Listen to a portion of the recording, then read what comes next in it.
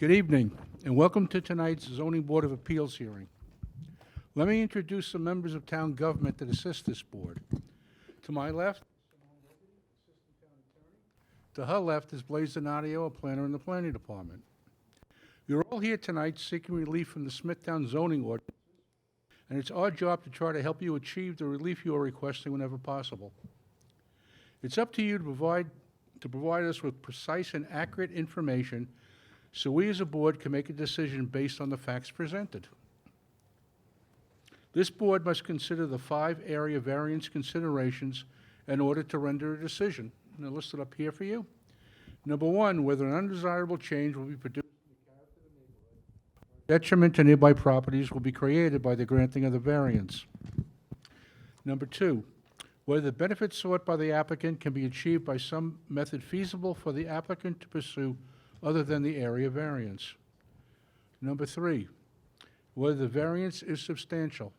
Number 4, whether the proposed variance will have an adverse effect or impact on the physical or environmental conditions in the neighborhood. And number 5, whether the alleged difficulty is self-created. Procedures for tonight's meeting. Cases will be called in the order they are advertised. When you are called, please present your certificates of postings and mailings to Mr. Donadio if you haven't done so already. Then you will be asked to go to the podium. We will state your name and address for the record, and then proceed to tell us why you need your variance. At the end of your presentation, if anyone in the audience would like to speak on your case, they will be given one opportunity to do so. Then the applicant can come back to the podium to answer their concerns. Once the public hearing is closed, no further information will be accepted concerning the case. There are 2 ways to find out about your case. You can call the planning department tomorrow after 12 p.m., or you can wait to be notified by mail. We do have 3 adjournments tonight. The first adjournment is case number 19082, Fran Sulo. Anyone here for that case? That has been adjourned to April 9th. The next case is case 19088, CubeSmart, R.A. Smithtown, LLC. That has been adjourned to March 12th. And the third case is case number 19061, Mary Sue Namus. That has been adjourned to April 23rd. Okay, we're ready. Thank you, Mr. Chairman. The first case on the agenda, case number 19080, Christian Conlon, 111 Cambon Avenue, Smithtown. The location of the property is the southeast corner of Cambon Avenue and Sailor Street. The property is zoned R10. The applicant is requesting variances to reduce the minimum front yard setback from 40 feet to 9 feet on Sailor Street for an existing 101 square foot shed. Reduce front yard setback from lot line on Sailor Street from 10 feet to 1 foot for an existing 6-foot PVC fence. Reduce the minimum setback of a 2-foot retaining wall from the property line from 3 feet to 0, for an existing wood retaining wall. To reduce the minimum setback of a 6-foot fence from a 2-foot retaining wall from 2 feet to 0. To increase the height of a 6-foot fence on top of a 2-foot retaining wall from 6 feet to 8 feet with the existing fencing and walls. Good evening. Christian Conlon, 111 Cambon. Christian Conlon, 111 Cambon Avenue, St. James, New York, 11780. I'm here today because somebody filed a complaint, mainly about the retaining wall in the back needing to be repaired. I am the new owner of the property. I only purchased the house in October, and all this stuff came along with the house. I did not create it. The shed became an issue with the survey, when the survey was done and submitted to the town, and there's nowhere else on the property to move the shed to. That's not within the property lines. The backyard fence and retaining walls you could see in the pictures, and I actually brought another picture it closer up, the patio is right up against the fence line, and there's no way to move the fence away from the retaining wall. And that's pretty much it. The retaining walls, they're railroad ties. Railroad ties, correct. You can see in the picture, they've Right. been there forever. Those are failing. Yeah, I'd like to repair them, yes. Okay, so you're gonna either repair or replace those? Correct. Anyone on the board have any questions on this application? No, thank you. Planning? No, thank you. Sabrina? Mr. Chairman, the building department has indicated that a portion of the existing rear yard PVC fence encroaches up to 2.4 feet onto the residential parcel to the east, and a portion of the existing side yard PVC fence encroaches up to 1.2 feet onto the residential parcel to the south. DEW recommends the removal or legalization of these encroachments. To just move the fence back. Right, that'll be a condition if we approve it. Okay, You know, you're gonna have to move everything back on your property, okay. all right? Okay, thank you. Is there anyone in the audience like to be heard on this application? Can I have a motion to close the application, please? So moved. Motion has been made to close the application. It's been seconded. All in favor? Aye. Motion carried. Thank you.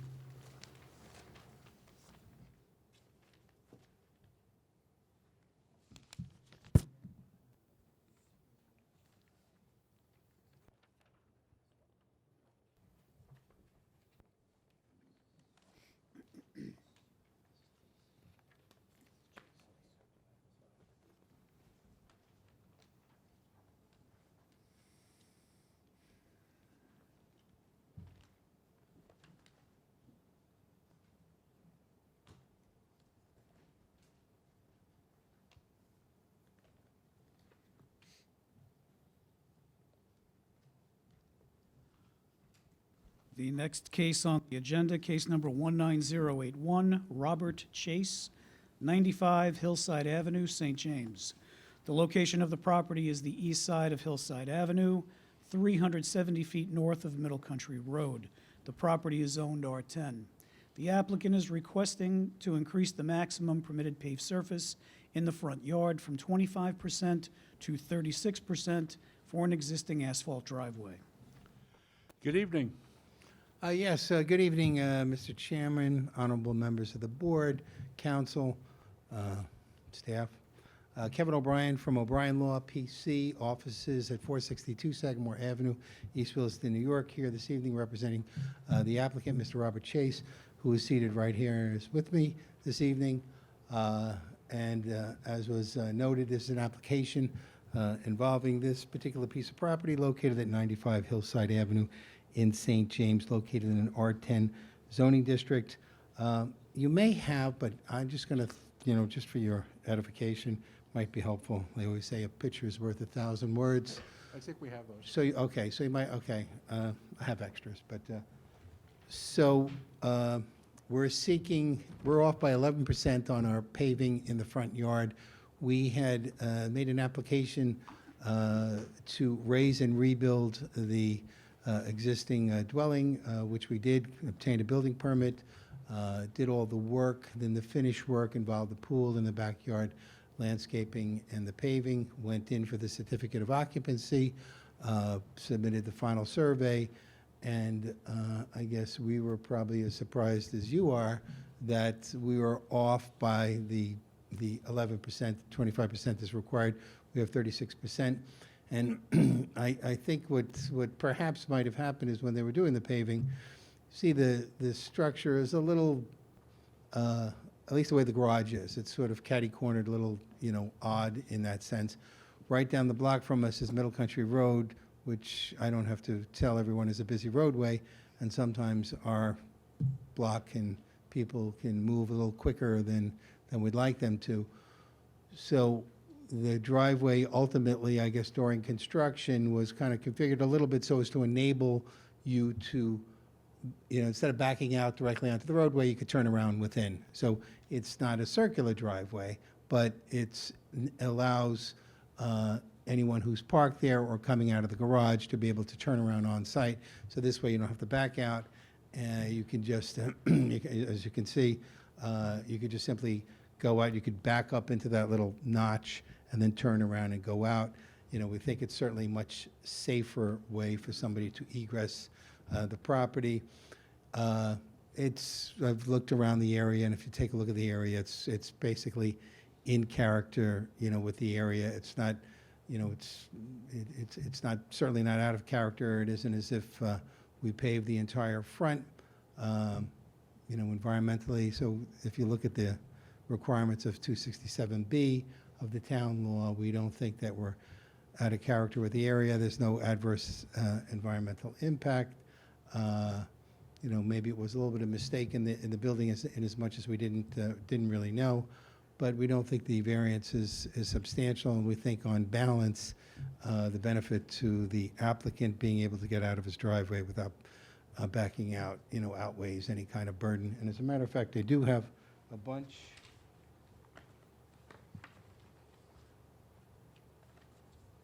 of consent forms, if I can submit them for people in the area that had consented to the application. Fine. Thank you.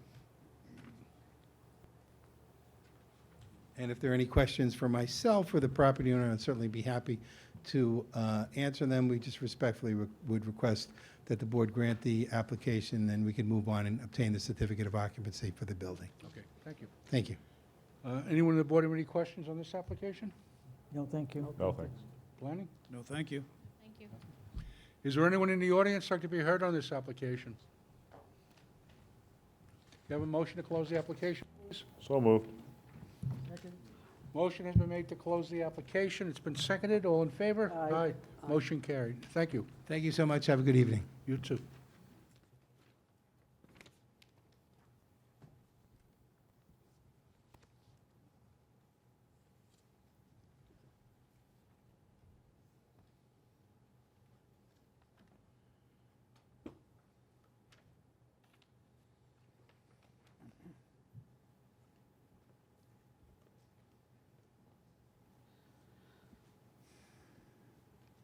The next case on the agenda is case number 19084, Smith Tech, Inc. The location of the property is the southwest corner of St. Nicholas and Verde Street. The property is zoned R10. Excuse me, the applicant is requesting variances to reduce the minimum lot area from 10,000 square feet to 9,229 square feet, to reduce the minimum front yard setback on St. Nicholas Street from 25 feet to 23 feet, to reduce the minimum rear yard setback from 35 feet to 28 feet, to increase the maximum gross floor area of the lot from 30% to 34% for a proposed 2,677 square foot, two-story single-family dwelling with a 415 square foot attached garage. Evening. Good evening. Louis Castellano, 2539 Middle Country Road, Center Beach, New York.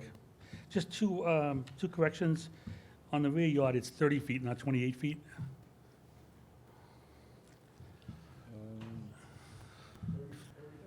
To It's 30? From 35 to 30. 30.8. 30.8. And on the front, the 23 feet, it's just a corner of the deck. If you wanted to, we can take 1 foot off, and then we have the 25 feet, or we can move the house over 1 foot, and we have the 25 feet. We can reduce the side yard from 18 to 17, and we have 25 and 25. Okay. The property's been single and separate since 1926. We have our health department approval. The house will fit in with the character of the area. The lot is what it is. It's been that way for 100 years. There's no health problems. It's not self-created. It is what it is, but based on the size of the lot. If you have any questions, I'd love to answer them. All right, thank you. Does anyone on the board have any questions on this application? You just confused me a little bit. So the reduction of the front yard is from 25 to 24? Well, if I took 1 foot off the deck, I'll have the 25 off the porch, on the right-hand side of the porch, if you look on the survey. Yeah, there's no dimension on there. Yeah, but It actually scales out to 23 feet. yeah. So it is 23? Yeah. So, okay. But if you want, I can cut it down to 1 foot to give you the 25. Well, it would cut it down to 20, well, a foot and a half. It would make it 24 something. Okay, and then the rear yard is 30 feet. Not 28. Got it. Thank you. Planning? No, thank you. Sabrina? Thank you. Is there anyone in the audience like to be heard on this application? Can I have a motion to close the application, please? So moved. Motion has been made to close the application. It's been seconded. All in favor? Aye. Motion Thank you, carried. Evan. Thank you.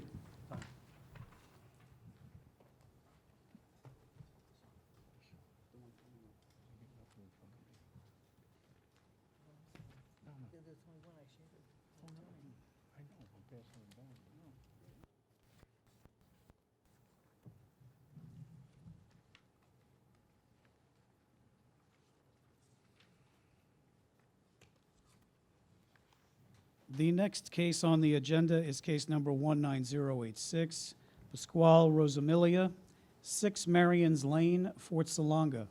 The location of the property is the north side of Marion's Lane, 139 feet east of Brookfield Road. The property is zoned R43. The applicant is requesting variances to reduce the minimum side yard setback from 24 feet to 0, to permit environmentally sensitive lands to be altered where depth to groundwater is equal to or less than 10 feet, to permit structures to be constructed within 10 feet of any wetland, escarpment, or natural surface water feature, to permit structures to be constructed within 10 feet of any slope greater than 25% for proposed stairs with landings. Good evening.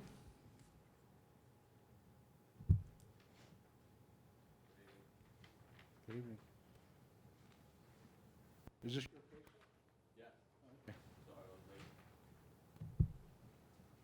Do you have all the postings and mailings? Yeah.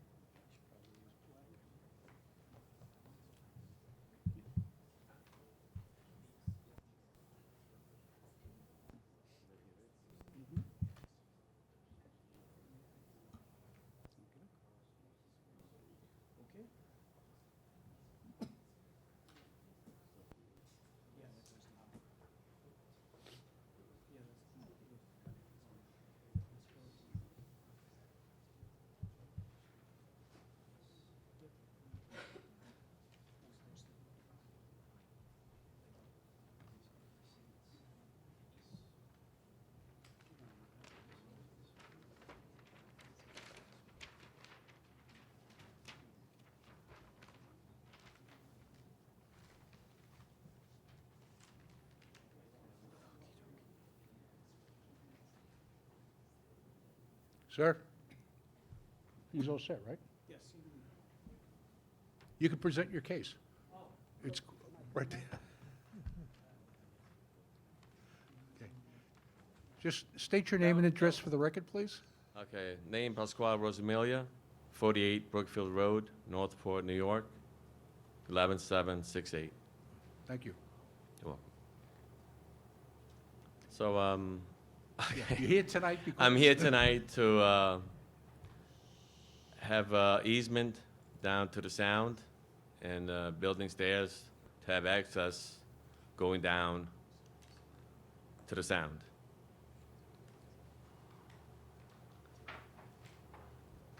Where is the easement going to be? It's on 6 Marion's Lane. It's on your property? No, It's it's on on- Zuckerman's. Zuckerman's, Duckerman? Keith and Zuckerman.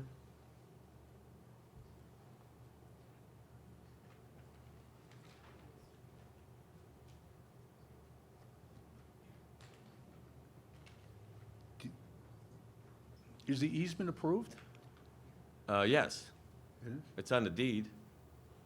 It's been approved. There was just the question of building these stairs that I submitted the plans, and I want to have access going down to the water.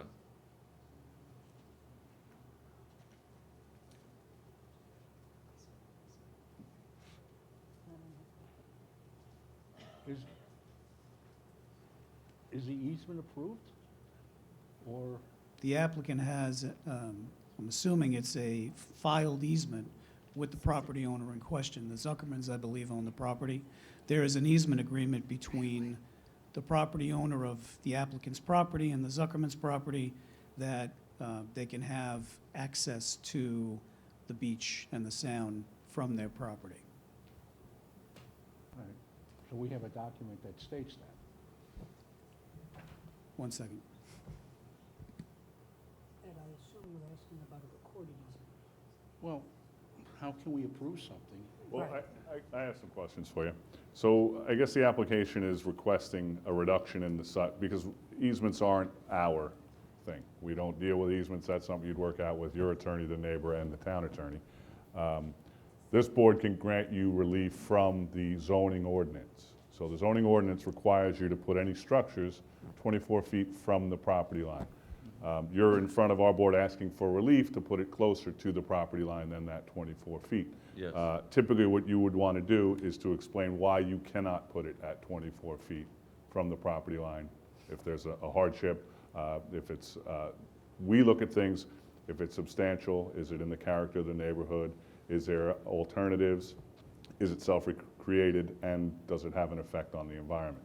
So you would address those 5 things to explain to us why you need us to say it's okay for you to put the stairs in question closer to the property line, 24 feet. I just don't understand that question. Why it has to be 24 feet from a property line from the Zuckermans, you're saying? That's what the town ordinance requires, 24 feet away from a property line. correct? I never knew that.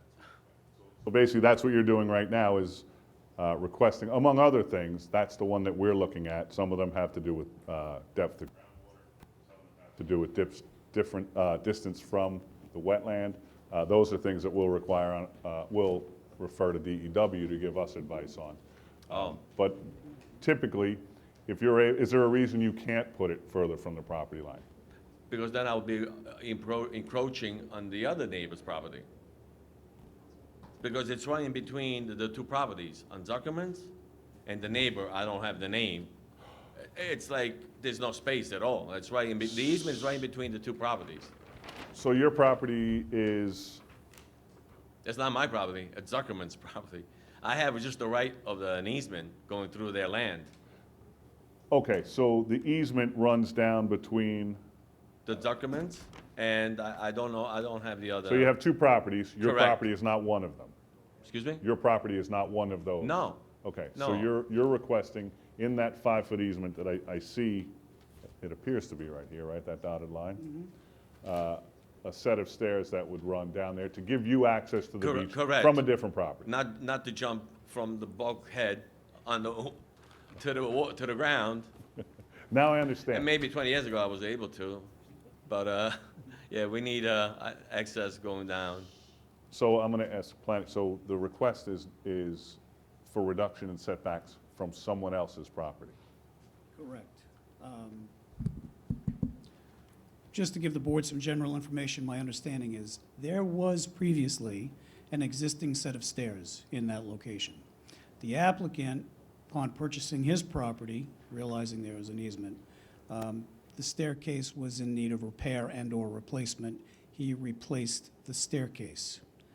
I don't know if he put it in the exact same spot that the original staircase was in.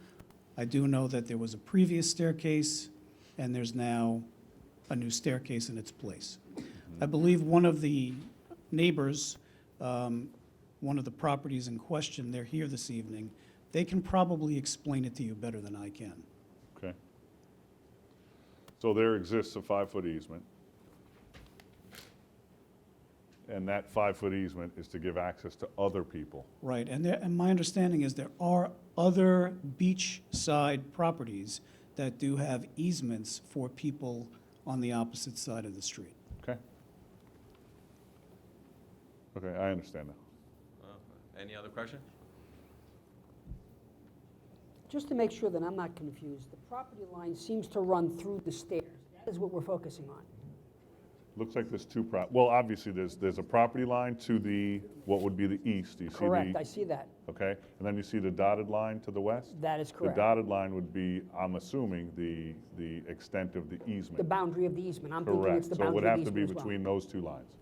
And the question here is, you can't put those stairs any place further to the west?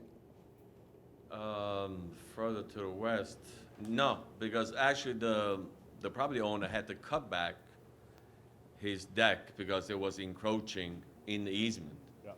So now actually has enough room to build the proper side stairs. Okay, That should be no problem because he worked it out. No, there's only like 5 feet between, I said, Zuckerman's and the neighbor, just And what Belly you're up. talking about is getting the stairs within the area of the easement? correct. Okay, fine, then I'm with you. Yeah. Thank you. You're welcome.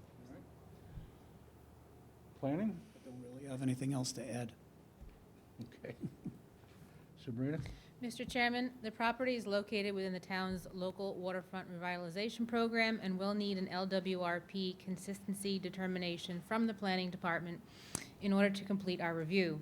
DEW recommends the applicant contact the Planning Department for more information if they haven't already done so. Lastly, the property is also located within the New York State DEC Recreational River Corridor. The application materials submitted acknowledge that a permit for the proposed work is required from DEC. The applicant has been notified to provide a full copy of the permit directly to this department for review. Therefore, no decision will be made tonight until we receive and review all this requested material and consider information presented by the applicant and any comments from the public before making a recommendation to the board. Thank you. All right, did you understand that? The way I understand, I thought you have the DEC application. I thought I did submit it. We haven't received it, so if you can forward it directly to our department, DEW, that would be great. Okay. The way I understand that I submitted back in August, I went right to the DEC, but the way I understand it takes, they say 9 to 1 year, because they're way behind. So, but if I have any information, I will definitely submit anything I know. So there'll be no determination till you get that information into the environmental people, Correct. and they can, okay, as long as you understand that. I did actually receive something today, but I didn't understand fully, so I have to Okay. let my attorney see it. Okay, fine, thank you. Okay, you're welcome. Is there anyone in the audience like to be heard on this application? Sir, come on up.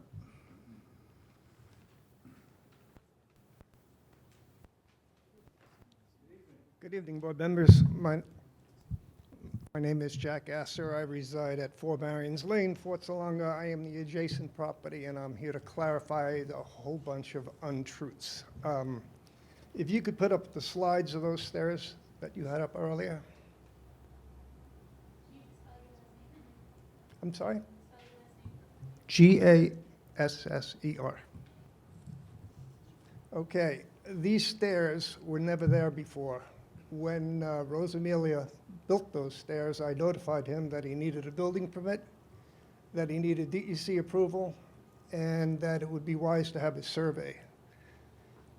All of which he scoffed at and said, I don't need any of that, and proceeded to build these stairs himself. They are about a half a foot on my property. They were condemned by you, the town building department. There was tape put across them, and what he proceeded to do then was use my front yard, my driveway, and my beach stairs for access to the beach. He also used another neighbor's stairs and driveway until he got chased off of that yard. I presented videos to my attorney, and my attorney said, put up a 4-foot fence to keep him off your property, and that this was going to be worked out with the planning department. And so I put up a 4-foot fence, and lo and behold, I have a video of him and a friend climbing over the 4-foot fence to use my stairs again. So I think that speaks volumes for the character of the applicant. Not only are his kids using my yard, he's using my yard, he's using my stairs, and there is an alternative to those stairs. Immediately to the west of those stairs are pre-existing stairs to the beach. All of us beachfront homeowners at one time or another had easements on our property. My easement expired in 2000. Many of the easements are in perpetuity, if that's the way you pronounce it, in which case I believe his is. We all give our easement holders central access to the beach, centrally located as best we can on the property. And the reason for that is because we respect our neighbors. We don't climb over their fences. We Address us, please. we respect our neighbors, we respect their right to privacy, and we centrally locate the stairs. Immediately to my east is a property holder, and they have an easement, and they have a centrally located staircase. To the west, another property owner, another easement, centrally located staircase. He wants to build this thing with 0 setback. No, I object. I vehemently object. I object primarily due to the character of the individual that's asking for a reduction from 24 feet to 0 for security reasons, for privacy reasons, for aesthetics, and for the erosion that he has already created. He's in a lawsuit with my neighbor where he has the easement. He's going to be in a lawsuit with me because my attorney is tearing down those stairs in the spring rather. And we expect to be reimbursed for the damages. So this is pretty ugly. Thank you for your time, Board. All right, thank you. Anyone else like to be heard on this application? Sir, would you like to come back to address it? Would you like to come back to it? Yes, absolutely.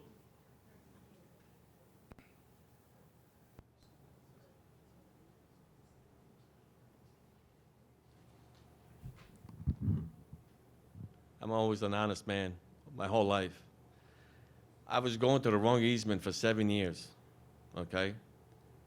The real estate advised me a different address. And so I finally got advised from a neighbor saying, you're going to the wrong easement. I go, all right. So I found on my deed that it was the wrong one. So then I found it was the neighbor, Zuckerman. I knocked on the door. It was my wife and I, we gently, we approached them. And I said, we belong to this easement. I'm sorry, it was a mistake. And they said, all right, I'm going to check with my attorney. Marco, I forgot his name. So they said, yes, you're 100% right. You belong to this easement. I go, all right. So I went down. It was like horrible, the easement. It's like in a gully. I would say maybe 15 feet from one level and then in a gully. And I said to the neighbor that I went down to the beach, I said, how can I go down to the beach? I said, there's no stairs. So honestly, I'm not into this field. I'm a landscaper. I don't know nothing about these rules. I said, will you give me permission to build the stairs? I still have it in the text. My attorney still has it. She goes, yeah. I said, I have battery-operated tools. I said, can I use your electric? She was, yes, you can use my electric. I have that on a text. I never erased it. Good, I didn't erase it. And I said, so I built these stairs, if you can see it on the picture. But nothing assuming that I knew that was my responsibility to get COO, because it's confusion. I thought they owned the property. I had no idea that I have to get the permits. Then I got a letter in the mail, you have to get CO, all this. I get like 50 pounds of mails. I'm like, you could have just knocked on my door and say you need a permit, and I'll be glad to get a permit. It was, you know, I built a home like 2013. From Smithtown, I got everything legit. Why would I want to do something, another little thing that was not a big deal? So this is what happened. And then I think they're making it hard on me, them together. Excuse me, address us, please. Oh, they're making it hard on me, I think, the even attorney's telling me, because the driveway of Zuckerman's was encroaching in the easement like 4 feet. So after we got all the paperwork and all the thing going on back and forth, they had to cut the driveway like 4 feet. And apparently, they didn't even do that. They cut it back like 3 feet, so my easement is not even 5 feet anymore. Yeah, I know they did it for their own benefit, because they're trying to get a car going back behind a side of the house, going in the back of the house, trying to fit a car. So if they would give me the right easement, the proper size, they weren't able to get a car that easily in the backyard. Meanwhile, they have 2-car garage in the front. I understand why they're being, I didn't create anything. Actually, the easement is not even in the right approachment where it is. It's in 25 feet in Zuckerman's. It's away from him. It's not even close to his property line. They're probably not happy that I found out that I belong to that easement. Of course, nobody's going to be happy because, you know, now they have to keep their windows, blinds closed. I don't know what's, but I didn't do anything wrong. Okay. All right. And I got all this, what they told me, I got all the set of plans for the architect. I followed all the rules, what I had to do. All right. Thank you. Okay. I got one last question. What's the width of the stairs that you want to build? I don't see. I believe, I'm not sure because I didn't really, What was the width of the ones that you built already? I think 3 feet. I was trying to stay, you know, standard. And literally, if you look at the plans, he's telling me that the stairs approaching his property is 6 inches. It's not true. Because the survey is right there when they did the survey. I spent $1,500 to get a survey. It's literally talking about 2 inches. And I know those laws, I know. Anything 2 inches, we should pass by. But the stairs got to be redone anyway. They're going to be moved, those old stairs. So then I couldn't go to the left because you see on the picture, the deck of the neighbor, Zuckerman's, it's in my easement. I almost had like no choice. But we're talking about 2 inches. Okay. And like I said, it's going to get cleared when I'm building new stairs. It's going to be moved over anyway. I was waiting for Zuckerman's to move the deck. They had to cut the deck back. I applied. Not one other thing. I applied. I would say, my wife is here, and my kids helped me. I would say 4 yards of bluestone. And that cost me like $1,000. Delivering me installing them. The rain, because it's in the court, everything's pitched down. It took all my work all down. But that's not my fault. Their grade is bad. That's not my. You know, then the Zuckermans did address the easement. I don't know how much they spent, but they had a company doing drainage and everything. That's a little bit better now. But that's not my land. That's not my fault. All right. But they applied, you know, they put tubes in. It's much better now. May I ask a question? Sure. Mr. Gasser is to your east, is that correct? Yes, And where is Mr. Zuckerman? to the west. He's to the west side? Yeah, they're right, the easement is right in the middle. Okay. We'll be glad to answer any question. I'm not here to lie. I'm saying whatever it was. And the judge trying to stop me the easement, but you can't stop an easement. I mean, we are very respectful. I mean, I got 5 kids. Maybe one time it happened, they went a little bit on his grass. His driveway is way beyond. Maybe it was done one accidentally, but I spoke to my kids. That's not gonna happen again. But it was like, maybe it happened one time. But they put the gate now, so there's no way they can go on their property because there's a chain link fence in between the 2 houses now. Excuse me. No calling out. Did you get your answer? I'm good, thank you. Okay. It was just like not neighborly done the right way, to me, honestly. I'm approaching the nice way, What? and they're trying to push me around, and, All right, thank you. okay. Can I have a motion to close the application, please? So moved. Motion has been made to close the application. It's been seconded. All in favor? Aye. Motion carried.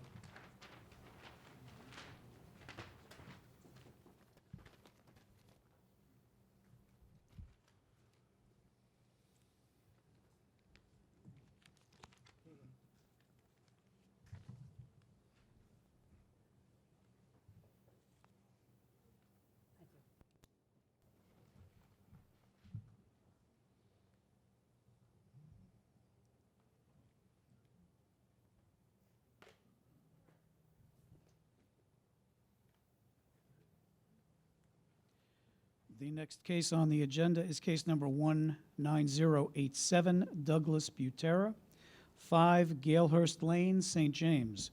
The location of the property is the north side of Galehurst Lane, 316 feet east of Hobson Avenue. The property is zoned R10.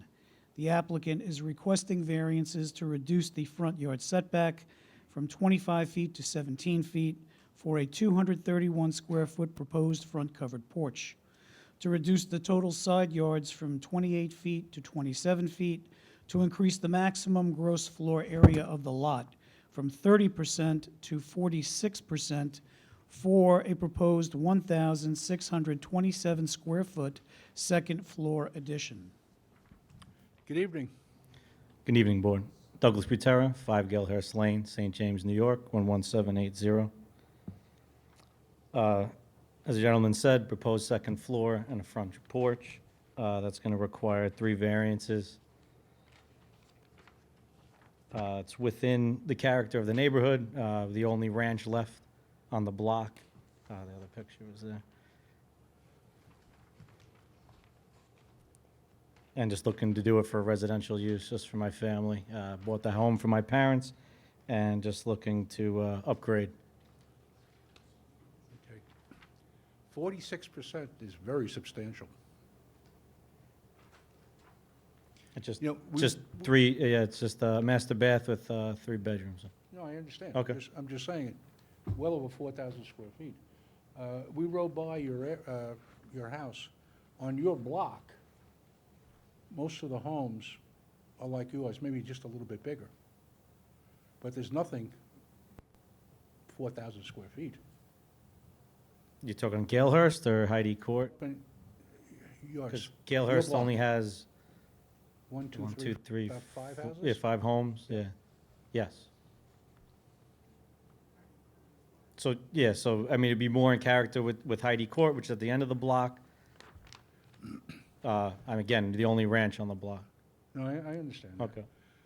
But over in Heidi Court, looks like the properties are a little bit bigger. Okay. Yeah. Yeah, I All right. presented my case. Yeah, I did purchase, I don't know if it was on there yet or not, did purchase 25 feet by 116 in the rear. That should be deeded, if not already. Spoke to the county about a week ago. Again, even with the calculation, it still needs the variance. It'd Right. just be less of a gross variance. Okay. Does anyone on the board have any questions on this application? Do we have a survey? Sorry.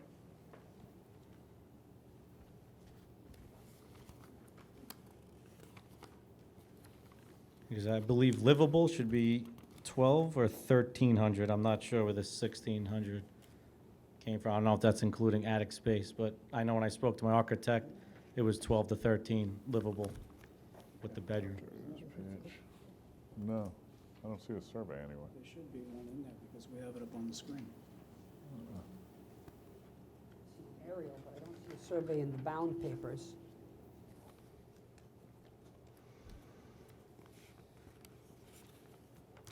I guess my question would be, what was that additional property that you purchased, So- 25 by?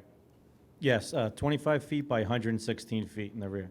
25 by 116, which is, The dashed line. Can you see it? not back. really. Yes. Is that used in the calculation of the gross floor area I don't currently? know. I don't know. Currently, they have approximately Okay, thanks, 8,000 Paul. square feet. Proposed subdivision, 2,917 square feet. All right. I think the existing lot's 8,000 square feet. Roughly. Yes. Yeah.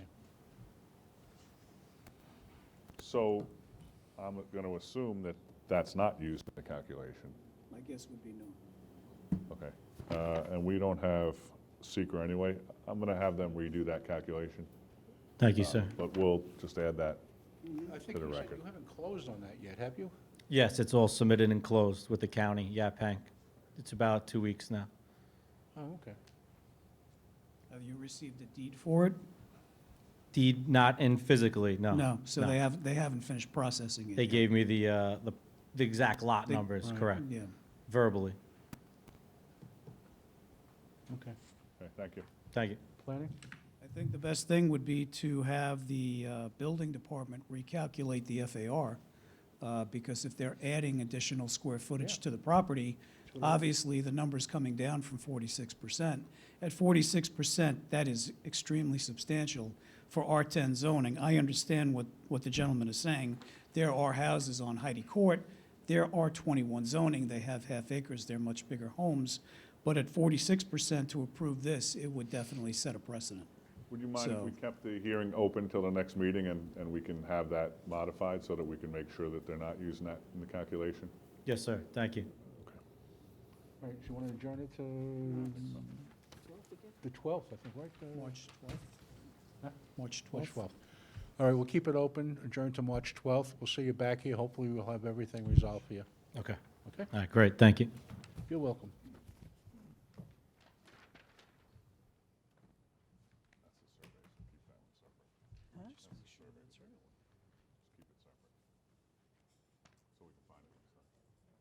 I handed it to you twice.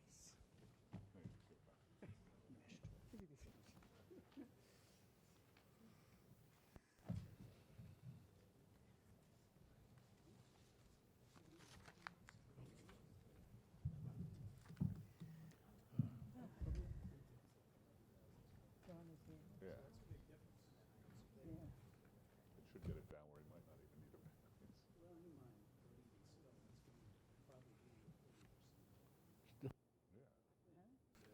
No, 40% still high.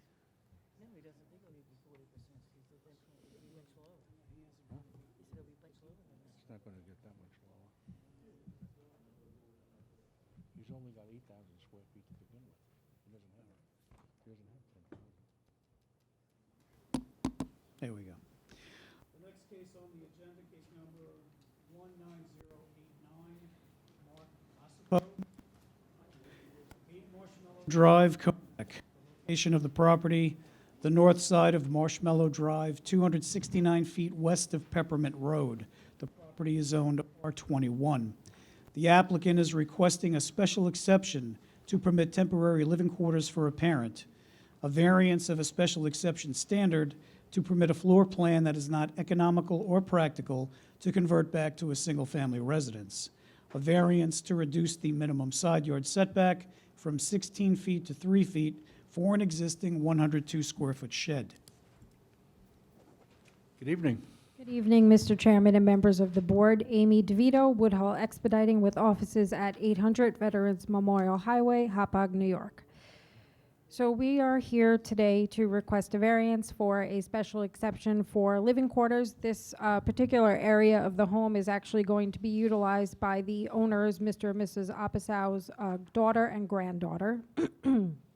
The apartment and the garage conversion has existed since prior to their purchase in 1981, so it's been there for quite some time.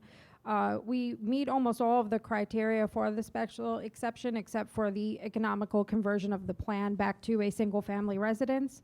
I did receive Mr. Donatio's report and sketch as far as his suggestion for the conversion back to a single-family residence should at any point it be converted back.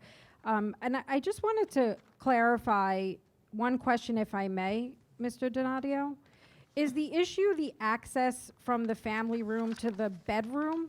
Is it the access point itself? Yes. Okay, all right. So I did receive your suggestion. We're more than happy to make those changes accordingly and submit them to your office and/or the building department for approval. Building director. Okay, perfect. I have nothing further. However, I actually do have two comps for the shed in the side yard that I'll give to the board within the same area and which were approved for less than the 16 feet required. Okay. Thank you. I'm happy to answer any questions the board may have. Okay. Mr. Donatio, is this the one where to get the living room, you had to go through the bedroom? That's correct. So they're going to, We'll revise the You're plan. gonna change that around. Correct. Per Mr. Donatio's suggestion. So the access point will be from the main dwelling family room into a small vestibule, which will lead to the bedroom and also the main area of the temporary living quarters. all right, fine, thank you. Does anyone on the board have any questions on this application? No, thank you. Planning? That's it. Okay. Sabrina? No, thank you. Is there anyone in the audience like to be heard on this application? No. Can I have a motion to close the application, please? So moved. Motion has been made to close the application. It's been seconded. All in favor? Aye. Motion carried. Thank you. Thank you. Good night. Good night.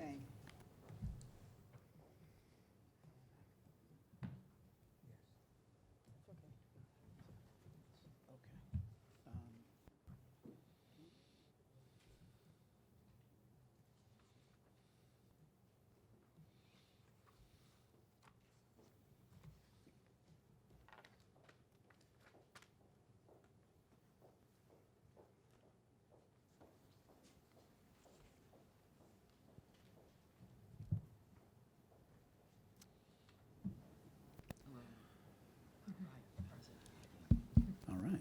The next case on the agenda, case number 19083, Shilpa Sakath Realty, Inc., 25 Suffolk Court, Hauppauge. The location of the property is the south side of Suffolk Court, 250 feet east of Adams Avenue. The property is zoned LI.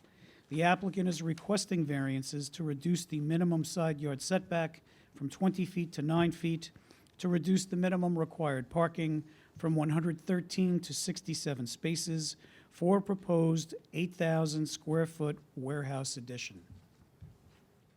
Good evening. Good evening, Mr. Chairman, members of the board. My name is John Dolo, attorney for the applicant, Shilpa Sakath Realty, which is the home of Acuon Labs, Inc. Property address 25 Suffolk Court, Hauppauge is in the industrial park. Property zone light industrial. Tax map number is 1A1, 1.33. Requesting a variance to reduce minimum side yard setback from the required 20 feet. Now, we have it 9.9 feet, the advertisement says 9 feet, but the request is reduced to 9.9 feet. That's what's on the plan, the site plan. Also, reduce the park required from 113 to 65, keeping in mind that this board previously granted park variance in July of 2004, reducing parking to 93, so we're requesting a reduction from previously approved 93 to 65. The property is on the south side of Suffolk Court, 250 feet east of Adams Road. The construction, as proposed, will be an 8,000 square foot, roughly 8,000 square foot addition to the building. That will be used for warehouse, so it's a research facility, and then it'll be warehousing. As you can see, the plans here, the really not changing much, we're just extending out the back of the building. And back in 2004, there had been when the building was constructed, there was a request for variance similar for the reduced a 20-foot setback to a 10-foot side yard setback. The reason why it's not 10 feet is because the building is a little bit, the property is a little bit Okay. great. So, with respect to the parking variance, the building, the business itself is manufacturers, research, and also it'll be for warehousing. They currently have 39 employees at the facility. With the increase of the square feet and the construction that's proposed, they'll expect to have an additional 10 employees. The hours of operation are from 8 a.m. to 6 p.m. That's not going to change. And it'll continue as a research and a warehouse facility. So the parking itself is behind the building. We're actually ending with the parking as part of the construction. The site itself on the front, it's not changing. Parking in the front of the property, as you can see from the site plan, isn't really changing. Everything is being built towards the south behind the building. And there'll be adequate, they're not planning on any more employees as described. 65 parking stalls for what's going on at that facility should be sufficient with the warehousing and the office space. Just briefly, what they have proposed is for the research laboratory will be existing is 8,637 square feet. That's not going to change. The office square footage is existing is 8,116 square feet. Proposed is 7,279 square feet. And the warehouse storage will be 8,849 square feet. The total existing building right now is 18,187 square feet. And what's proposed is 26,199 square feet. All of that will be warehouse. So I have our engineers, Anthony Stankinelli from Furnace Engineering, and also have Thomas Walsh, architect. If anyone has any specific questions about the project, they're going to answer this question. If not, let's have any other questions. We're asking this board to grant the variances. I think they'll meet the 5 criteria of the town law, and hopefully grant the request. Okay, fine. Anyone on the board have any questions on this application? Just for the record, 67 spaces you have, Mr. Zolo. Yeah, no, you have, I just counted them because you confused me. With respect to the use on the site, 67 spaces is sufficient for the employees and any? Absolutely. And I actually just want to make sure what they were expecting to increase employees. They said just they have 39 now. They were expecting, once the construction's done, they only have additional 10 employees. It's a typical 8 a.m. to 6 p.m. business. It's not a 24-hour type of facility, but they have adequate parking. Okay, thank you. Thank you. Planning? Well, thank you. No, thank you. No? Is there anyone in the audience like to be heard on this application? Can I have a motion to close the application, please? So moved. Motion has been made to close the application. It's been seconded. All in favor? Aye. Motion carried. Thank you. Good night.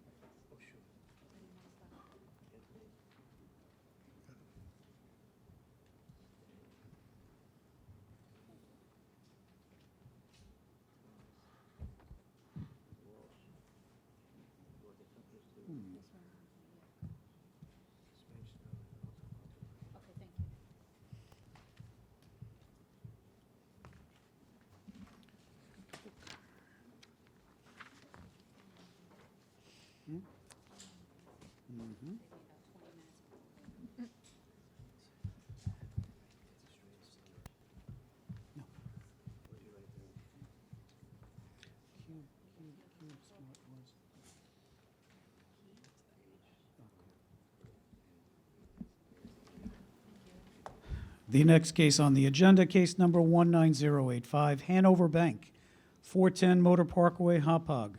The location of the property is the northeast corner of Motor Parkway and Kennedy Drive. The property is zoned LI. The applicant is requesting a variance to increase the maximum height of a wall sign from 15 feet to 73 feet for a proposed 81 square foot wall sign.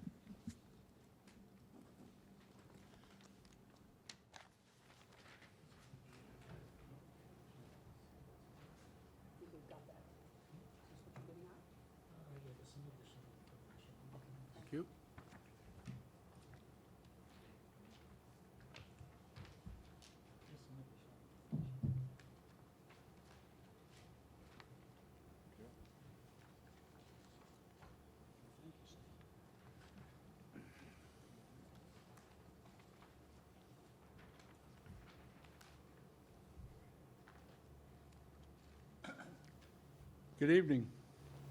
Good evening. My name is John Seifert. Could you use the microphone, please, sir? Sure. My name is John Seifert, architect, 10 Motor Parkway.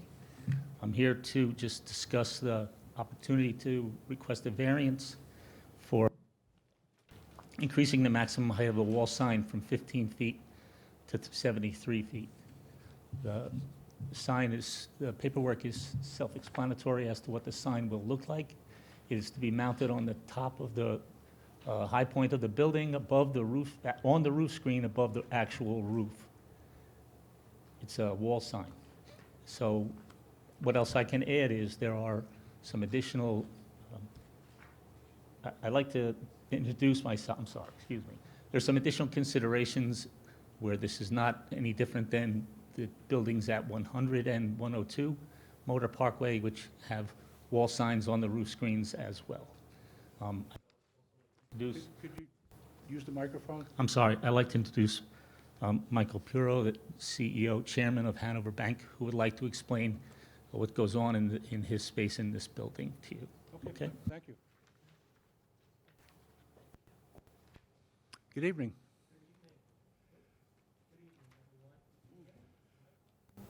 Mm.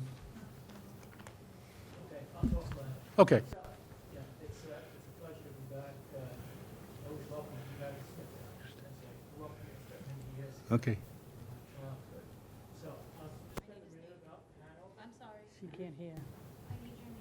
Oh, it's Michael, last name Puro.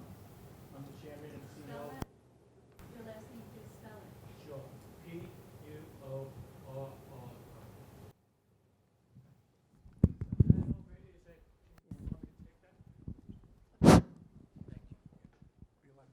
Okay.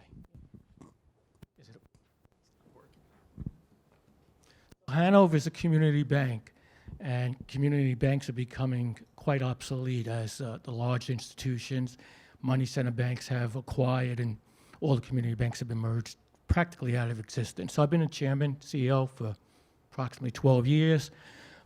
Hanover is a growth success story. We've grown from 57 million to over 2 billion in assets, 13 employees to approximately 200.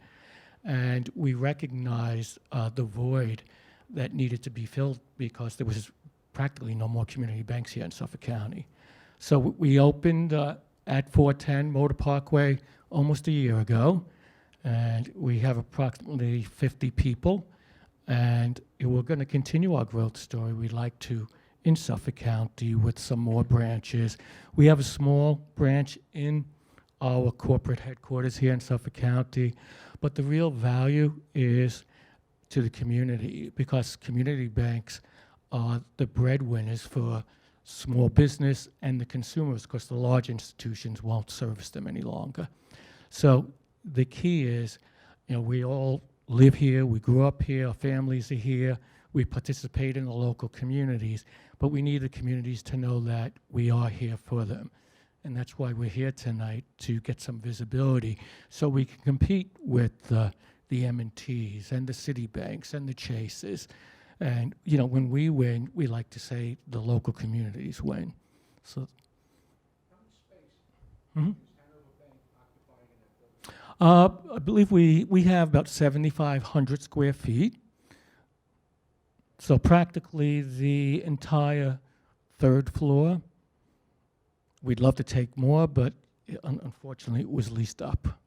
So if any more opportunities arise of taking more space down in the building, we would like to. We'd like to plant our flag here. So you're just occupying the third floor? Yes. Okay. I have a question for your architect. Yes, sir. The sign now, that's not even on the building, it's on the parapet, right? Yes, it's on the wall above, which is actually the screening wall for the rooftop equipment. Set back slightly, yes. Is there a need for it to be that high? Well, there really is no other place for a branding sign to occur on the facade of that building. There's very little space for it. And it's very similar to, as I was saying before, what occurs at both the 100 building and the 102 building, where those two signs, one for teachers and one for M&T Bank, are both on the rooftop equipment stream. Those buildings are set much further back than this particular building, Walk Motor Parkway. Yes, they are. And they are the major tenants in those buildings. Well, I'm just saying. truthfully, sir, the M&T Bank has a small part of the sixth floor, well, about, I wouldn't say the small part. They have about 2/3 of the sixth floor, and the rest of the building is multi-tenanted. Teachers shares most of that building with King Cullen, so Teachers does have a larger footprint in that other building at 102. My concern is, if this is granted up there, the next tenant that comes in on the second floor, he's gonna want to sign it too. So, no, no, we tried that approach, we tried to get multiple signs up there, and we realized that wasn't the way to go. So, Why not? You can still put another sign up there.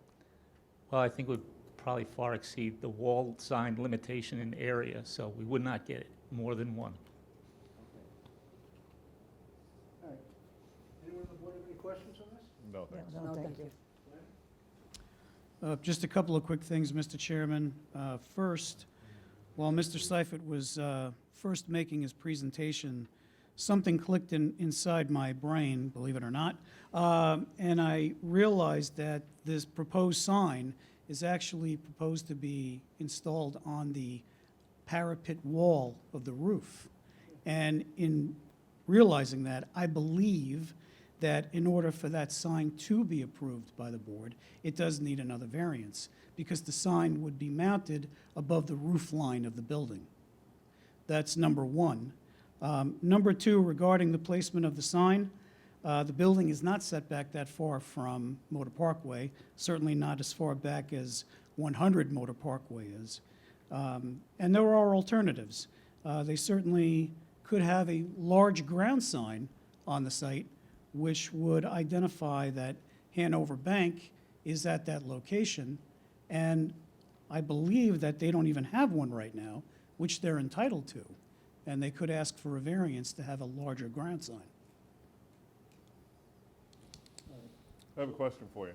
I noticed on this drawing that the roof line, just below where you're proposing the sign, The actual- projects, the actual you see how roof. it projects out and it has some actual depth to it? Yes, Would the sign work on that facade? it's a very narrow band, and it would be a very small sign. Okay, If I'm that just, were the I'm case. just offering that up there because as Mr. You know, Donadio and- pointed out, you might need to come back. Because if you're not requesting that additional variance, it may Okay. need to be advertised that way. Understood. Is the sign gonna be illuminated? Yes, on that, 24 hours? I mean, in the evening. I think just In the- in the- believe in the yeah. That's it.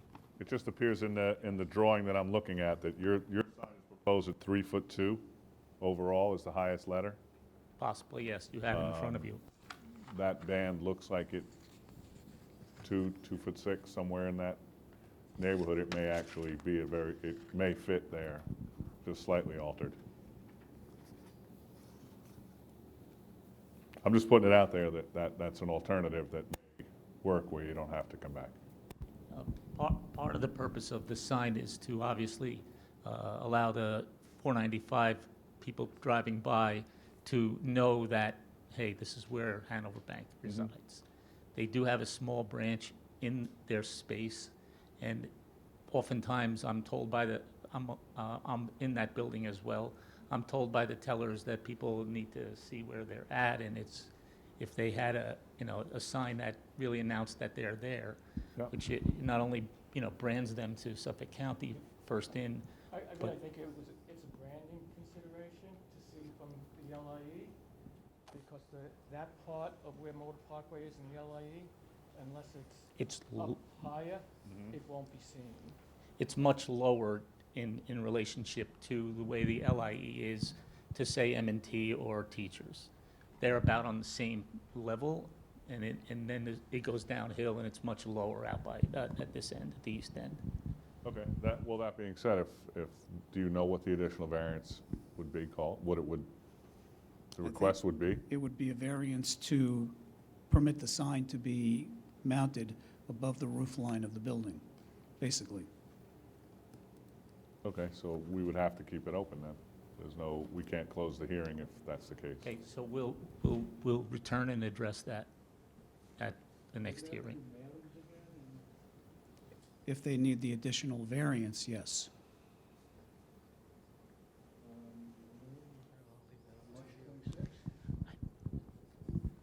Can I have a conference 1 minute? I'm sorry? Can I just conference with my client?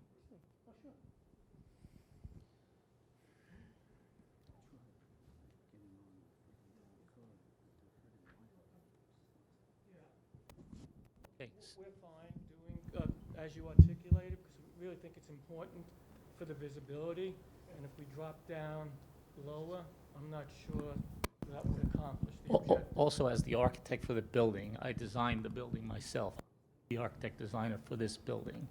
To put a sign on that skinny roof band, I think architecturally would diminish that element in the architecture significantly. So that's another reason we wanted it to put it on the roof screen.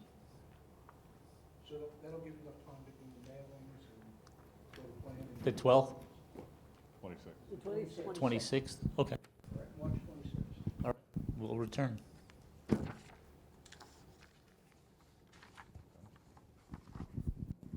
Thank you. Thank you.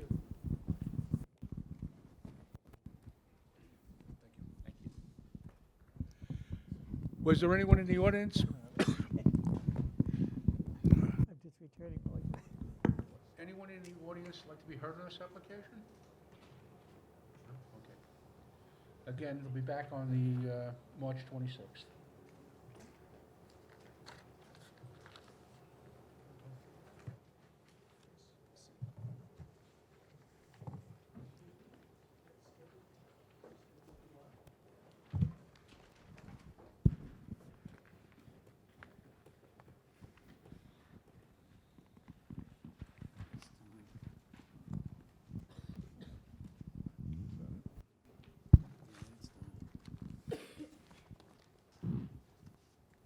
Is that working now?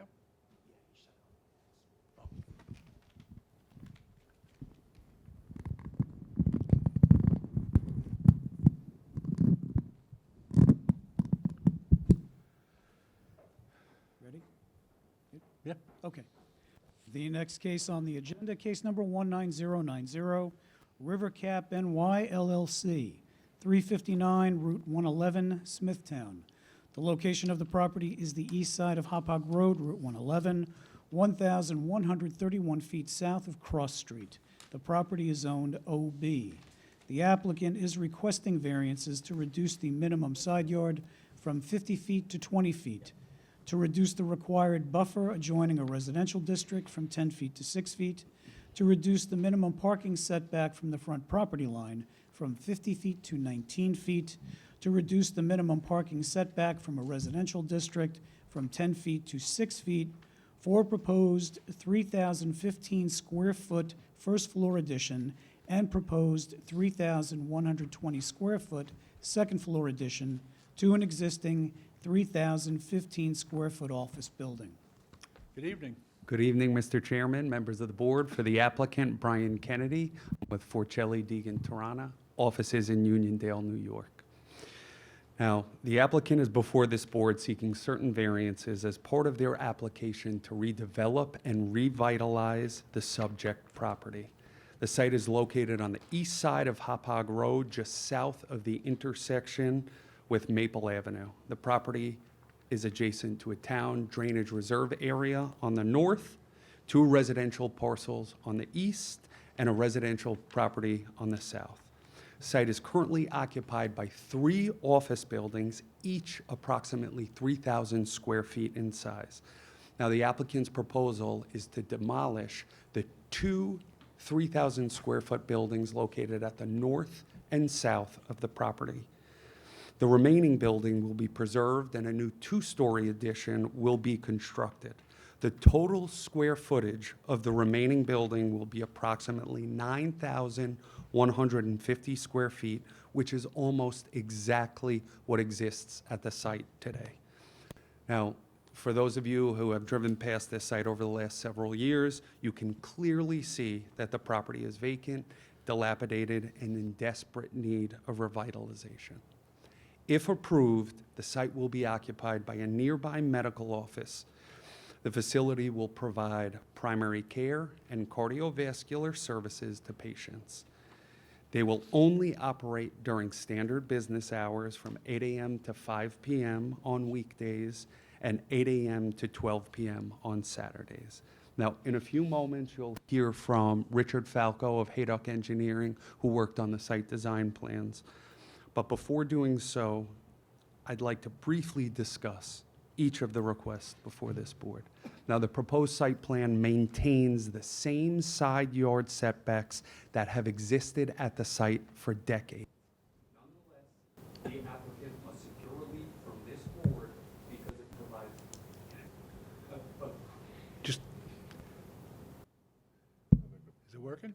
Yeah, it sounds like it. Here, take this one. There we go. It's green. All right. Nonetheless, the applicant is required to secure relief from this board because it provides a 20-foot buffer setback where 50 feet is required. The proposed addition to this building will be in line with the existing building and maintain the same side yard setback. Now, as for the reduced buffer adjoining the residential district, if I speak loudly, is that sufficient? Can you hear me? I don't know if it's making. It might work if you get closer. Yeah, just take this. Just get closer. The green light keeps going on. Here, take this. This way, get everything on the record. Sure. So now, as for the reduced buffer adjoining the residential district, the existing buildings located at the northern and southern portion of the property are set back 5 feet from the property line today. The proposed plan removes both of those buildings and increases the setback from 5 feet to 6 feet, and that is 6 feet to the parking area. Additionally, it increases the buffer to the adjacent residential district. Now, granting this requested relief will be an improvement on the existing conditions. As for the reduced parking setback from the front property line, the setback for the existing parking lot is already 19 feet. It has been 19 feet since those buildings were constructed.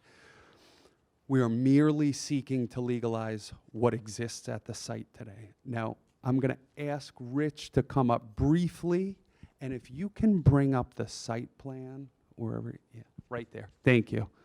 We'll take you through that quickly.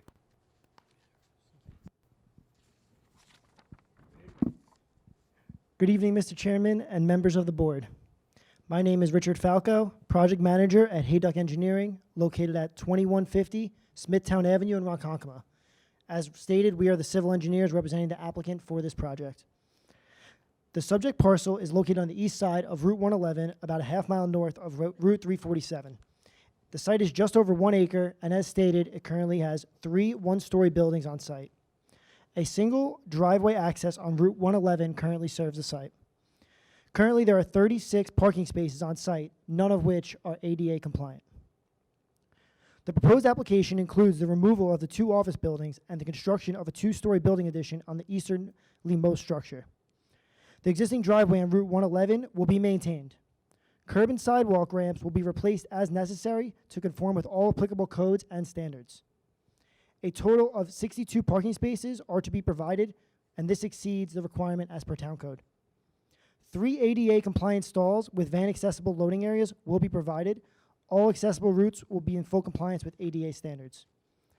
Traffic circulation within the site will also be significantly improved and eliminate the dead end. The existing septic system will be replaced with a new sanitary IA system in accordance with the current Suffolk County Department of Health Services standards. All new stormwater drainage facilities will be provided as per town and state requirements. Landscaped areas throughout the site will be increased and enhanced. A total landscaped area will be increased compared to the existing conditions. Planting buffers along adjoining property lines, including screening plantings and a new fence as per town code. Decorative street trees will be planted along Route 111. Sorry. So I'm going to repeat that. The street trees part or before that? Decorative street trees will be planted along Route 111 in conformance with New York State DOT regulations. All new site lighting will be provided. The new lights will be dark sky compliant and shielded as needed to prevent light pollution and trespass. Overall, the proposed application will provide significant functional and aesthetic improvements to the site and the neighboring community.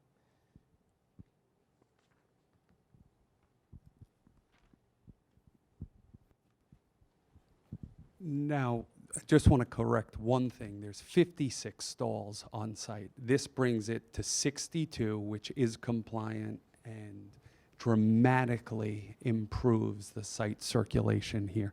The new design set forth up there ensures that any cars entering on 111 have to circle all the way through. As currently designed in that parking lot, there are spots in front of all three existing buildings, and you must back out, and it creates a tremendous nightmare if those buildings were occupied.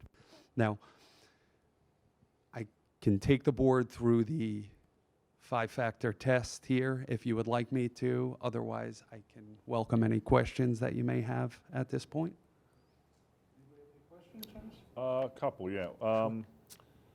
We had received some correspondence about the neighbors objecting to parts of this application or the application in general. One of the concerns was the fact that it's going to be an addition that adds a second story and the proximity to the residential district.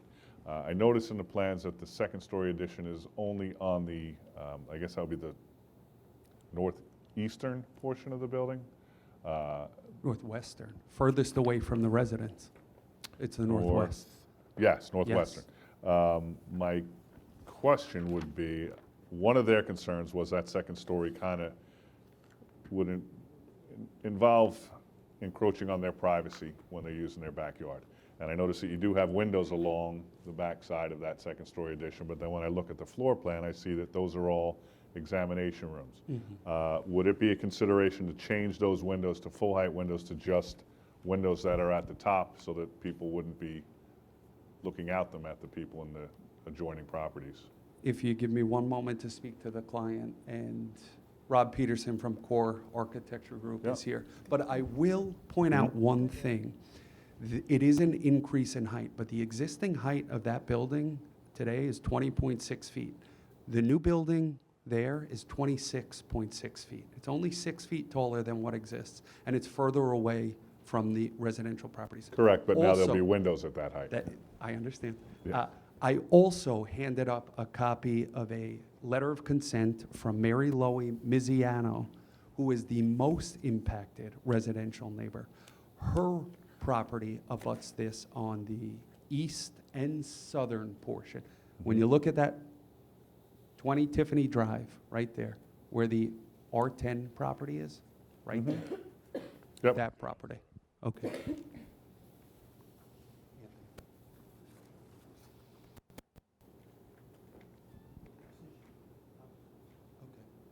Those are doctor's offices along the rear of that second story, and there would be no problem creating the windows that you suggested.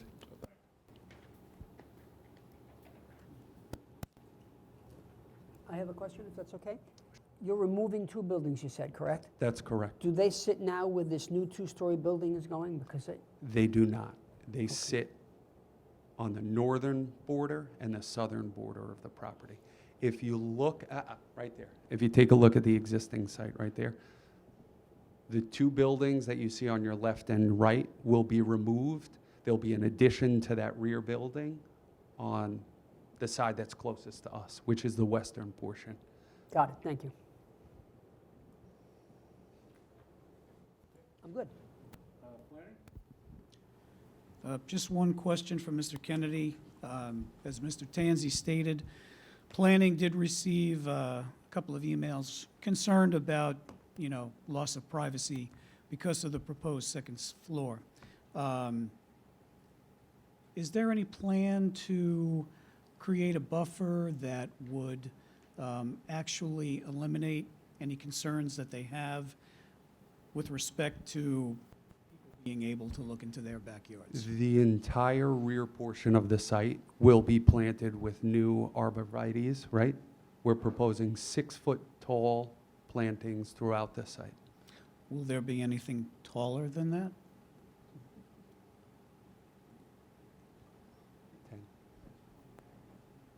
The 6-foot plantings were the requirement by the town. If the town or the neighbors would like something taller, 10, we'd be happy to do that. Yeah, I think the board might take that into consideration, wanting to mitigate any Sure. kind of invasion of privacy. They might want something a little bit more substantial in height in order to offset that.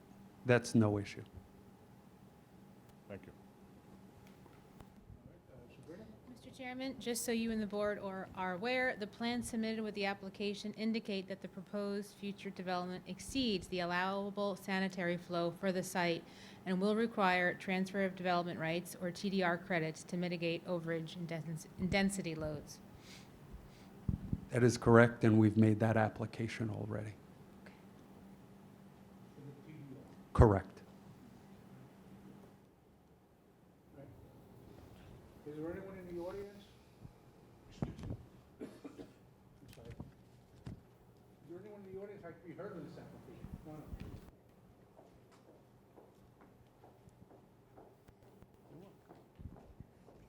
Good evening. Good evening. My name is Danielle DeGrazia. My property backs up to the, Spell the last name so we get it correct. sure, DIGRAZIA. You're welcome, thank you. My property does back up to the property that's being discussed this evening. I can see the back of that property and the building that they are referencing in this discussion tonight. I am too concerned about the privacy. I am the property to the right of the R10,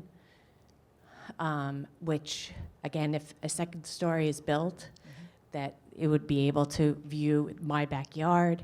I have a high ranch, which I have a deck on my high ranch, which would indicate that they could see into my property and also into my, obviously my backyard. I have young children, which utilize the backyard, so I have concerns of privacy as well. That's all I have. No, that's it. Thank you. Thank you. Is there anyone else like to be heard of this application? Would you like to come back to address your concern? We appreciate Ms. DeGrazi's concerns. We would be willing to increase the height of the initial plantings to 12 feet if that would satisfy this board. Correct, we'd eliminate the windows. And as Ms. DeGrazi knows, the existing vegetation at the rear of that site is almost non-existent.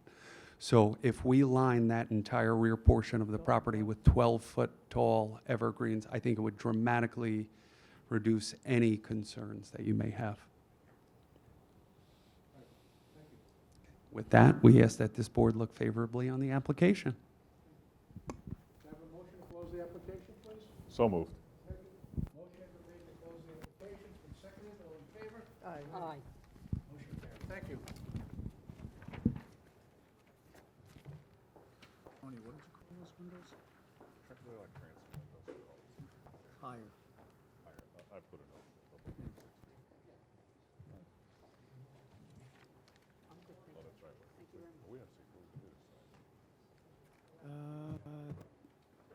Yeah?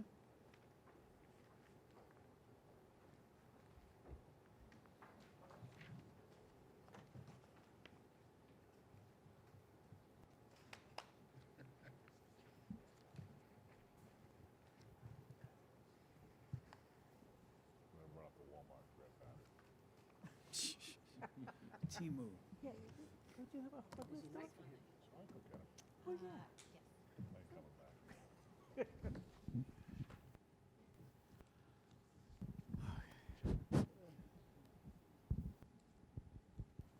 Everybody ready? Yep, go ahead. Okay. Curtis.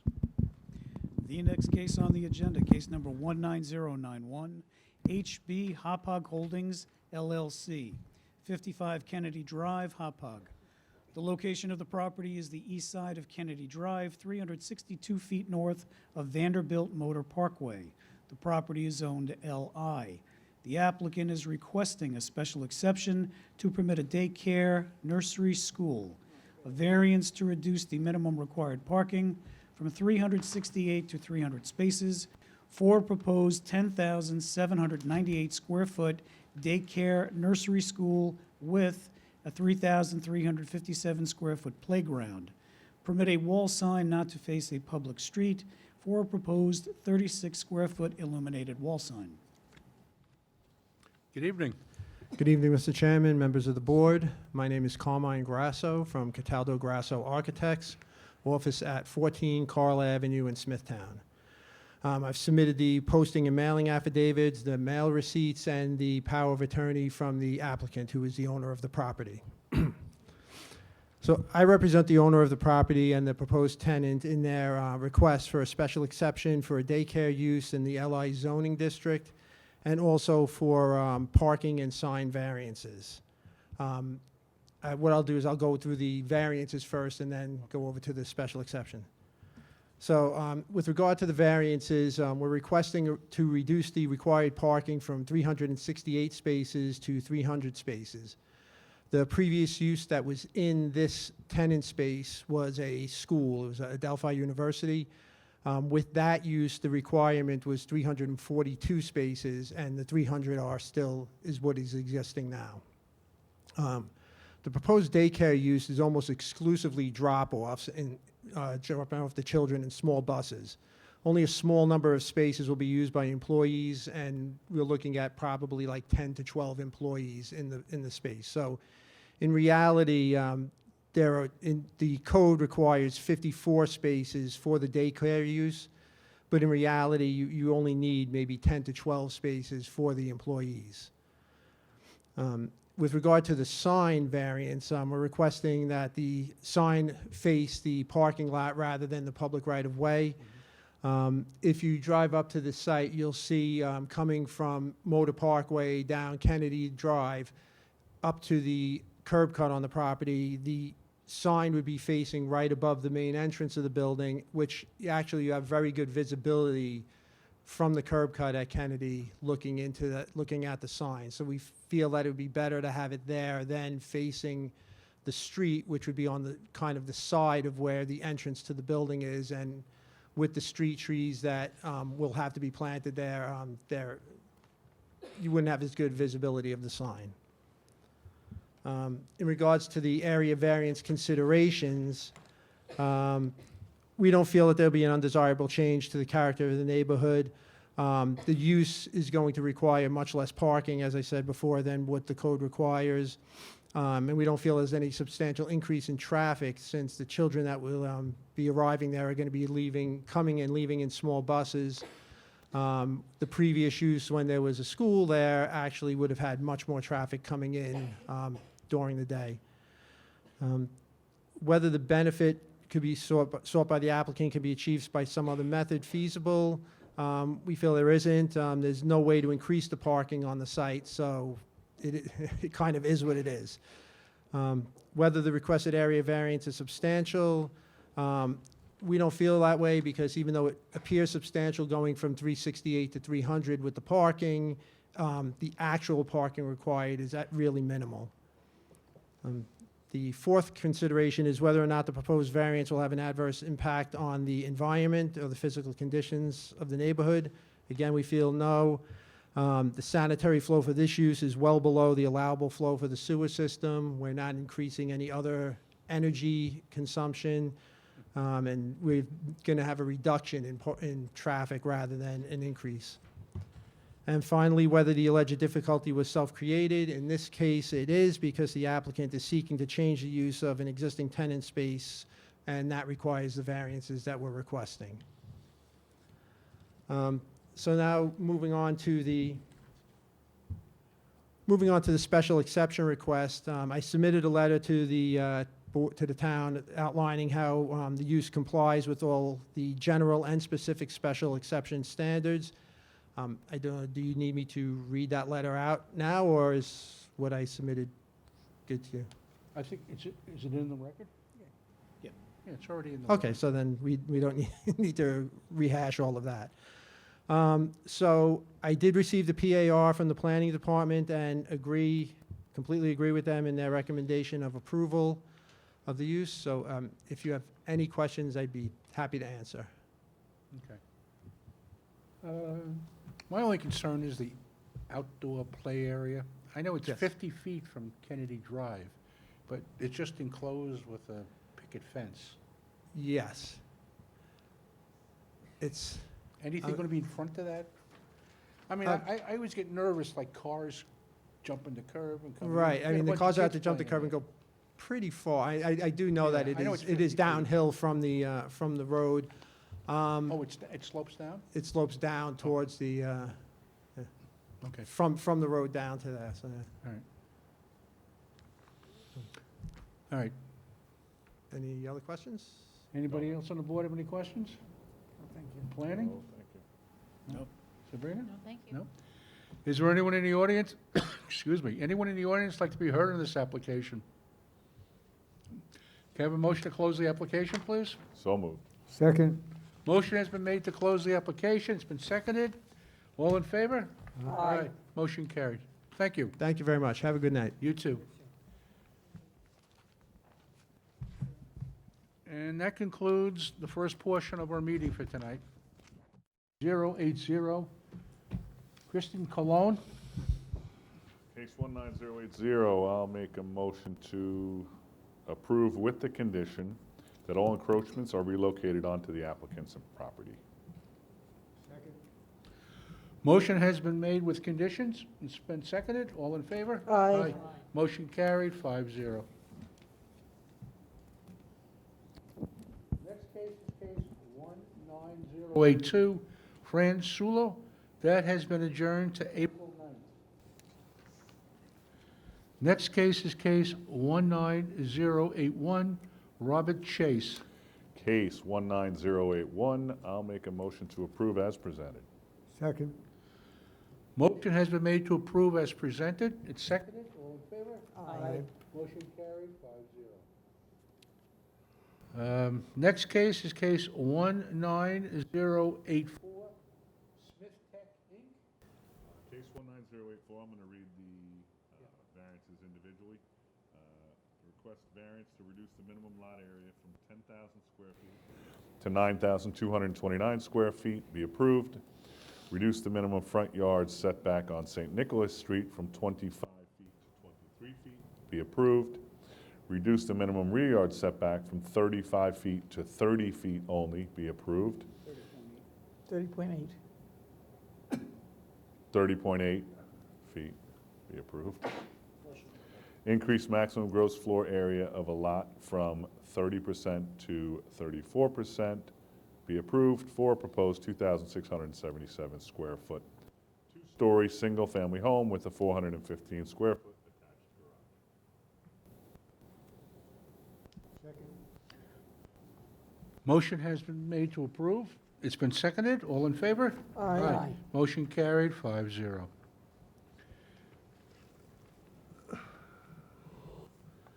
Next case is case 19086, Pascal Rosmelia.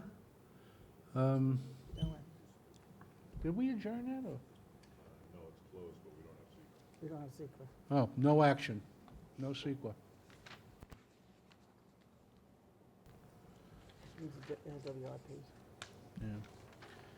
Next case is case 19087, Douglas Butera. That has been adjourned to March 12th. Next case is case 19089, Mark Ospow. Case 19089. I'll make a motion to approve with the condition, that's this condition, right? Yeah. Prior to the issuance of a building permit, the applicant shall submit revised floor plans to the building department director that indicate access to the temporary living quarters by closing off the access door from the family room and constructing a vestibule at the bedroom access door that would provide unobstructed access to the bedroom of the temporary living quarters and the family room as depicted in the sketch prepared by the planning department dated February 21st, 2024. Motion has been made to approve with conditions. It's been seconded. All in favor? Aye. Motion carried 5-0. Next case is case 19083, Shipka Saka Realty. We need a CEQA? Secret? Motion has been made to approve the CEQA. It's been seconded. All in favor? Aye. CEQA passed 5-0. Now on the merits. On the merits, I'll make a motion to approve as presented. Second. Motion has been made to approve as presented. It's been seconded. All in favor? Aye. Motion carried 5-0. Next case is case 19085, Hanover Bank. That has been adjourned to March 26th. Next case is case 19088, Cube Smart. That has been adjourned to March 12th. Next case is case 19090, Rivercap NY LLC. Case 19090, I'll make a motion to approve with the following conditions. That second story windows at the rear of the proposed building shall be located at least 6 feet above finished floor to minimize, and be transom type to minimize impact. Transom, T-R-A-N-S-O-M, type windows to minimize the impact on rear property owners. In addition, condition that type 2 buffer plantings acceptable to the town planning director be planted along the rear property line. He said 12-foot arborvitae should put in.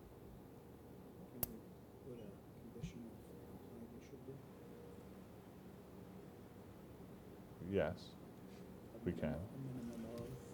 He said 12 what? A minimum of 12 feet. Actually, I think that kind of hems them into just one type of tree. I think it's better if we, They could do multiple types of plantings. yeah, they don't all have to be 12 feet. I think the town planning director would be better suited determining what type of plantings. You want to second that, Bill? Sequoia redwoods, what do you want? All right. Motion has been made to approve with conditions. It's been seconded. All in favor? Aye. Motion carried 5-0. Next case is case 19091, HB Hopog Holding LLC. Yes. Oh, we need a CEQA? Says unlisted action, is that? Secret. Secret.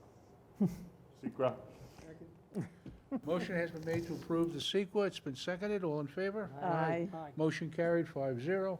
Now on the merits. Actually, we don't have Suffolk County planning. Do we? Does say pending. You didn't for the previous one either. Yeah. Or, I think you can approve. no, Suffolk, where's, which one? Oh, look at that. What? Why would Suffolk County Planning be weighing in on the previous one? It's on Route 111. Oh, that's a county road? It's a state road. Oh. We can, okay. To approve as presented. Motion has been made to approve as presented. It's been seconded. All in favor? Aye. Motion carried 5-0. Now on the back, the first case is case 19067, FB4 Realty LLC and GMF LLC. That was one we heard last meeting, Yeah, Yeah. Decanio. Decanio. Mm-hmm. Case 19067, Secra. Motion has been made to adopt the CEQA. It's been seconded. All in favor? Aye. Motion carried on the adoption of the CEQA. Now on the merits. On the merits, there were no conditions, right? I'll make a motion to approve as presented. Motion has been made to approve as presented. It's been seconded. All in favor? Aye. Oh, Bill, you weren't here. It was last meeting. Yeah, This so, is the Decanio one, right? yeah, you were here. It was the parking and the storage, yeah. Yeah. Ah. 4-0.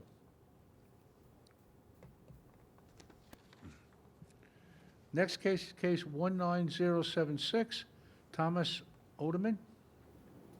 Amodio? D- Did anyone have any problems with Thomas Amodio? No?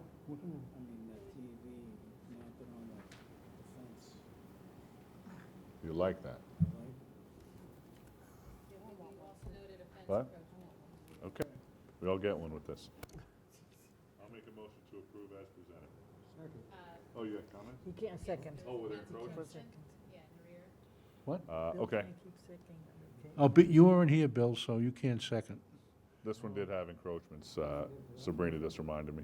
So I'll make a motion to approve with the condition that all encroachments be brought back onto the applicant's property. Second. Motion has been made to approve with conditions. All in favor? Aye. 4-0.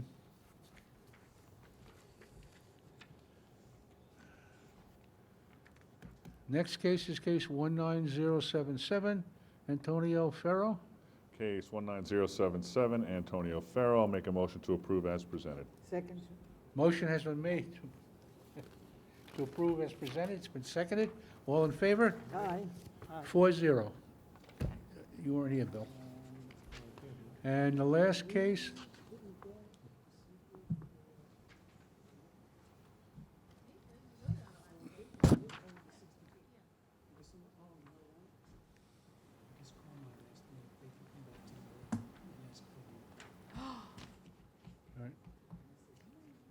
and the next case is case 18877, Emily Ann Tixera. I have a question off the record, because I believe this is litigation. Was this litigation?